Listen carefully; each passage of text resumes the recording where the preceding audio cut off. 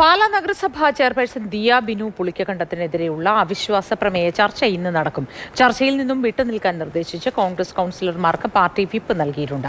അതേസമയം ഭരണപക്ഷത്തെ ഭിന്നത കാരണം അവിശ്വാസ പ്രമേയം പാസ്സാകുമെന്ന പ്രതീക്ഷയിലാണ് ഇടതുപക്ഷമുള്ളത്. ഷിനോജ് എസ് ടി വിവരങ്ങളുമായി നമുക്കൊപ്പം ചേരുന്നുണ്ട്. ഷിനോജ, ഗുഡ് മോർണിംഗ്. എന്താണ് വിശദാംശങ്ങൾ ഈ വാർത്തയുമായി ബന്ധപ്പെട്ട്?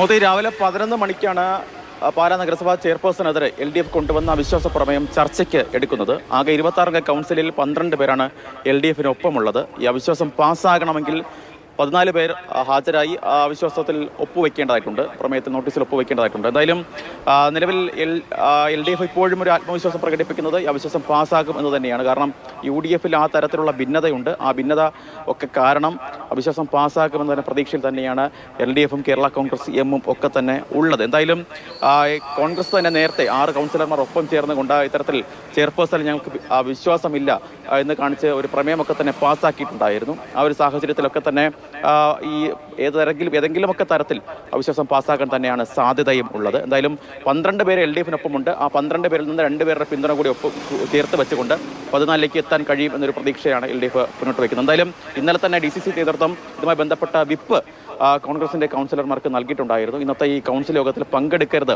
എന്ന് കാണിച്ചുകൊണ്ടാണ് വിപ്പ് നൽകിയിരുന്നത്. പക്ഷേ നമുക്കിപ്പോൾ മനസ്സിലാക്കാൻ കഴിയുന്നത് ആകെയുള്ള 6 കൗൺസിലർമാരിൽ 4 പേർക്ക് ഇപ്പോഴും നേരിട്ട് കണ്ട് വിപ്പ് നൽകാൻ മണ്ഡലം പ്രസിഡന്റിന് കഴിഞ്ഞിട്ടില്ല.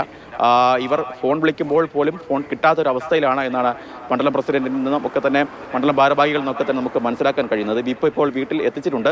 ഏതെങ്കിലും സാഹചര്യത്തിൽ ഈ 4 പേരിൽ ആരെങ്കിലും ഇന്നത്തെ ഈ യോഗത്തിലെത്തി ഈ അവിശ്വാസ പ്രമേയത്തിന് അനുകൂലമായി ഒപ്പുവയ്ക്കുമോ എന്നതാണ് ഏറെ പ്രധാനപ്പെട്ട ചോദ്യം. എന്തായാലും പാലാ നഗരസഭയിലെ ഭരണം കിട്ടുക എന്നത് കിട്ടിയ സമയത്തൊക്കെ തന്നെ വലിയ അഭിമാനമായി UDF സംസ്ഥാനത്ത് ഉൾപ്പെടെ പറഞ്ഞു നടന്നൊരു കാര്യമാണ്. പക്ഷേ അത് മാസങ്ങൾക്കുള്ളിൽ തന്നെ വലിയ രീതിയിൽ പ്രശ്നം, അത് UDFിനകത്ത് ആഭ്യന്തര പ്രശ്നവും കോൺഗ്രസിനകത്തുള്ള പ്രശ്നങ്ങളും ഒക്കെ തന്നെ കാരണം വലിയ രീതിയിൽ മുന്നോട്ട് പോകുന്നത് ഭരണസ്തംഭനം ഉൾപ്പെടെ നമ്മൾ കണ്ടതാണ്. അതിന് പിന്നാലെയാണ് 6 മാസങ്ങൾക്ക് ശേഷം LDF ഇത്തരത്തിലുള്ള അവിശ്വാസ ചരിത്രത്തിൽ ഇടം നേടിയ ഒരു വിജയം എന്ന തരത്തിലൊക്കെ നമ്മൾ പറഞ്ഞതാണ്. ഏറ്റവും ചുരുങ്ങിയ പ്രായത്തിലൊക്കെ ഇങ്ങനെ ഒരു സ്ഥാനത്തേക്ക് വന്നു തുടങ്ങിയ കാര്യങ്ങളൊക്കെ നമ്മൾ പറഞ്ഞതാണ്. ഷിനോജ് എസ് ടി ആണ് വിവരങ്ങൾ പങ്കുവച്ചത്.